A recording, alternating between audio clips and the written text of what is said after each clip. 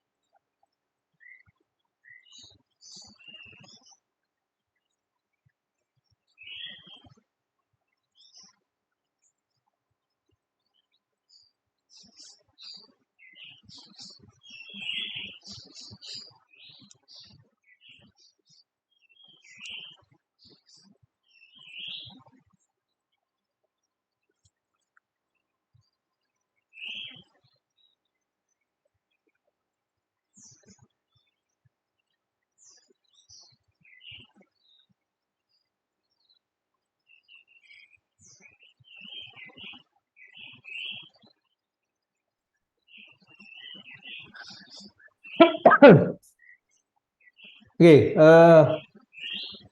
sorry, ya. Kembali lagi di sini. Tadi infinitesimalnya adalah delta Syiah dan medan kuantum yang kita gunakan yang independen itu adalah Syiah X. Nah, kemudian kemarin kita nyatakan dalam bentuk komutasi bahwa I variasi dari Syiah ya itu adalah hubungan komutasi antara medan Syiah dan juga G. Jadi ini komutator seperti biasa kita gunakan. Nah, eh, kalau ini kita nyatakan secara detail ya dengan menyatakan G X-nya yang ada integralnya, maka kita dapat ubah bentuk di persamaan 37 itu ke dalam bentuk persamaan 38 di mana integral dari D3 X aksen ya untuk membedakan ini yang bagian belakangnya adalah bagian yang dari X aksen dan bagian depan adalah yang tanpa aksen. Dan ini dievaluasi pada X aksen 0-nya sama dengan X0. Kemudian kita ingin menghitung ini dan kita gunakan kembali bahwa variasi dari Xi B X prime dikalikan dengan Xi A sama dengan minus epsilon Xi A delta atau variasi dari Xi B X aksen dan omeganya adalah min 1 apabila salah satu setidaknya satu dari medan yang ada yaitu adalah Xi A kemudian Xi B X aksen itu Bose-Einstein dan kalau sama dengan plus 1 apabila keduanya adalah medannya Fermi-Dirac. Ya, jadi apabila satu saja sudah Bose-Einstein, maka epsilonnya sama dengan min 1. Tapi kalau kita punya kedua-duanya adalah medan Fermi-Dirac, maka semuanya adalah plus 1. Oke. Dengan persamaan 39 ini, maka persamaan 38 dapat kita tuliskan sebagai bentuk di persamaan 40 ini, ya. Jadi ya kita buka semua Syiah dikalikan VB, deltanya dikeluarkan semua, kemudian Syiah kalikan V, si B ya, si B dikalikan dengan si A, ini nanti muncul ada epsilonnya di sini, ya. Sehingga kita punya sekarang ekspresi dalam persamaan 40. Nah, persamaan 40 ini memiliki atau menghasilkan, ya, memberikan kepada kita suatu akibat, ya. Kalau gini kita penuhi, maka ada hubungan antara antikomutasi dan juga komutasi yang diberikan di dalam persamaan 41 dan 42. Bagian atas adalah antikomutasi dan bagian bawahnya adalah yang komutasi. Dan masing-masing, ya, berlaku untuk medan Fermi-Dirac, dan satunya lagi adalah untuk medan Bose-Einstein, ya. Jadi ini persamaan 41 dan persamaan 42. Nah, selanjutnya kita akan bicarakan bagaimana kalau komutasi tadi, ya, berlakunya untuk X0 dan juga X aksen 0. Jadi kalau kita hitung dari si C, VA X aksen, si B X aksen,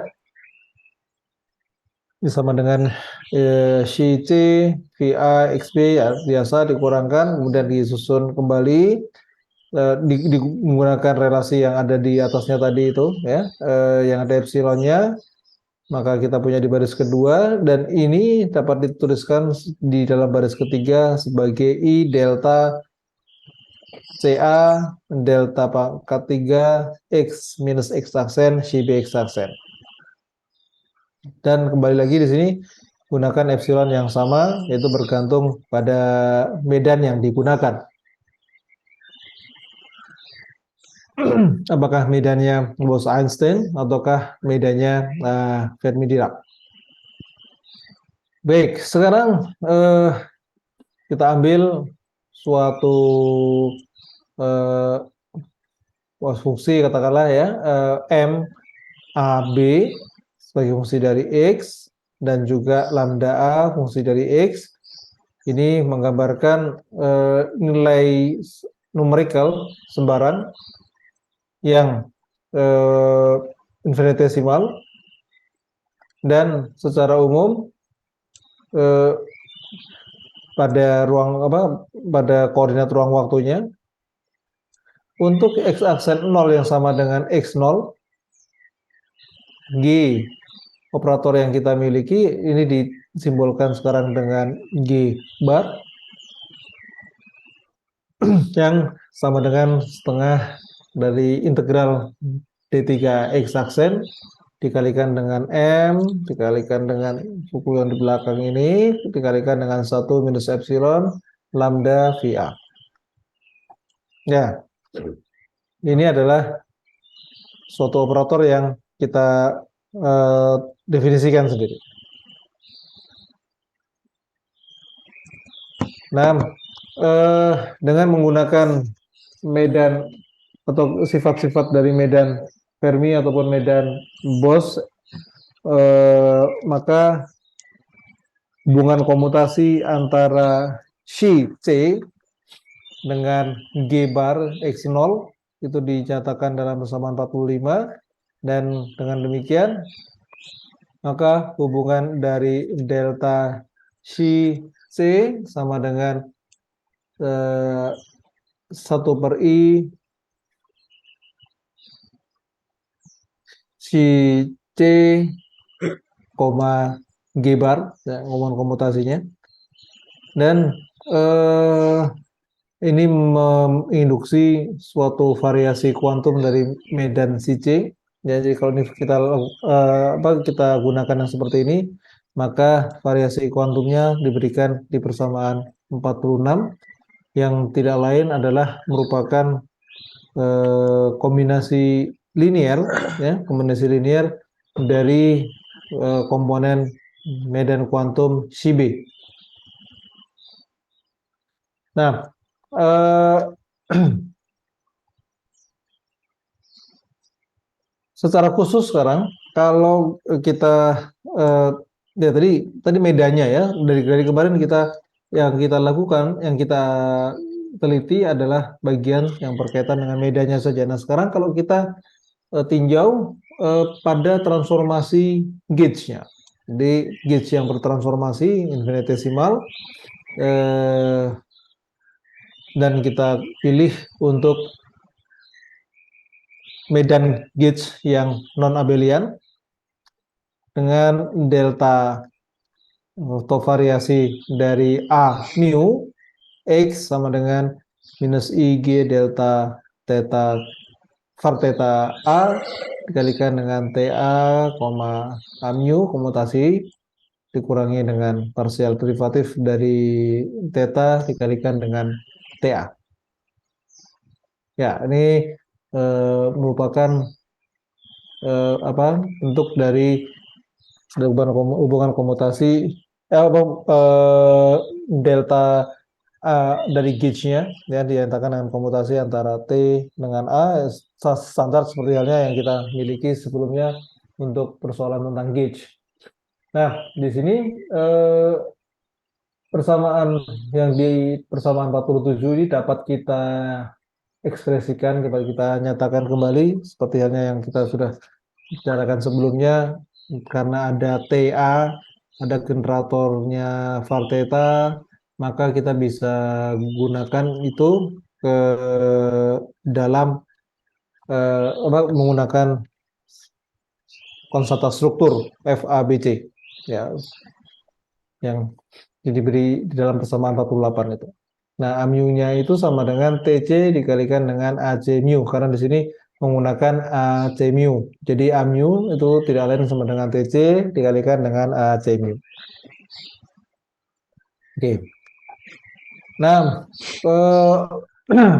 section selanjutnya adalah membicarakan mengenai variasi dari permukaan batas-batasnya. Kembali lagi ke pertemuan yang kemarin, ya, yang sudah kita bicarakan yang kemarin. Kita mulai dengan menuliskan generator kita dengan menggunakan rapat Hamiltonian. Jadi generator kita itu dinyatakan dengan rapat Hamiltonian di dalam persamaan 49 dan juga delta dari T ya itu sebetulnya ini semacam evolusi karena di dalam Hamiltoniannya ya ini operator yang bekerja ke T di dalam persamaan 50 ya ketika kita miliki T tertentu. Nah, fungsi transformasi T2 dengan T1 ke T2 itu delta T2 T1 dinyatakan persamaan 51. Nah, persamaan ini selanjutnya dapat kita nyatakan dengan bahwa GBT2 dengan GBT1 itu sama dengan dinamikanya dari DGB DT. Jadi perubahan di dinamika dari selang antara T1 sampai dengan T2. Nah, sementara itu kalau kita lakukan variasi terhadap B dari T2 T1 ya itu tidak lain sama dengan GB-nya itu kan sama dengan ini ya rapat Hamiltoniannya, maka ini tidak lain adalah integral dari perubahan Hamiltonian dikalikan dengan delta T-nya. Ya. Rapat Hamiltoniannya tentu saja sudah di eksekusi menjadi Hamiltonian di sini ya. Karena yang di sini adalah masih rapat Hamiltonian tapi D3X dan itu menjadi Hamiltonian dikalikan dengan delta T dan dicari perubahannya terhadap T. Jadi B itu boundary-nya. Ya, B-nya adalah boundary-nya. Kalau dinyatakan dengan H, ya seperti ini. Di persamaan 54. Nah,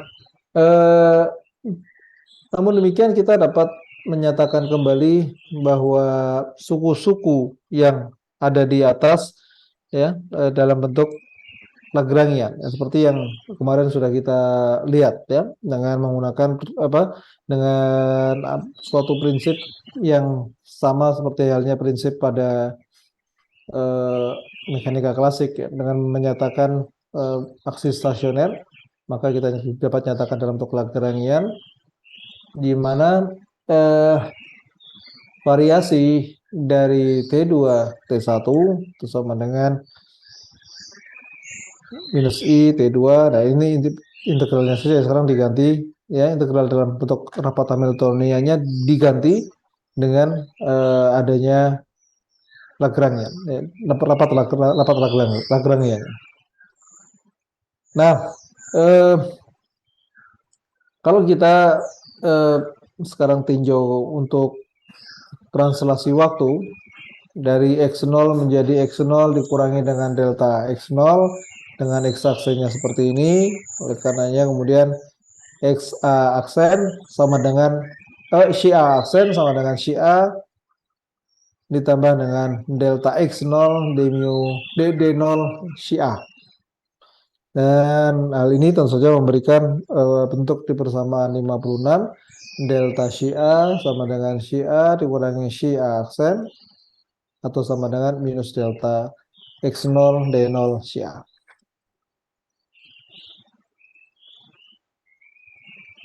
Nah, sementara itu kalau kita ingat kembali pada bagian awal bahwa VA ya, itu VA itu adalah merupakan momentum konjugatnya yang tidak lain adalah komponen ke-0 dari medan VA mu.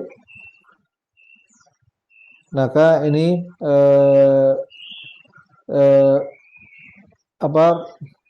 kita dapat tuliskan bahwa delta di batas ya, variasinya di batas pada T2 T1 ini sama dengan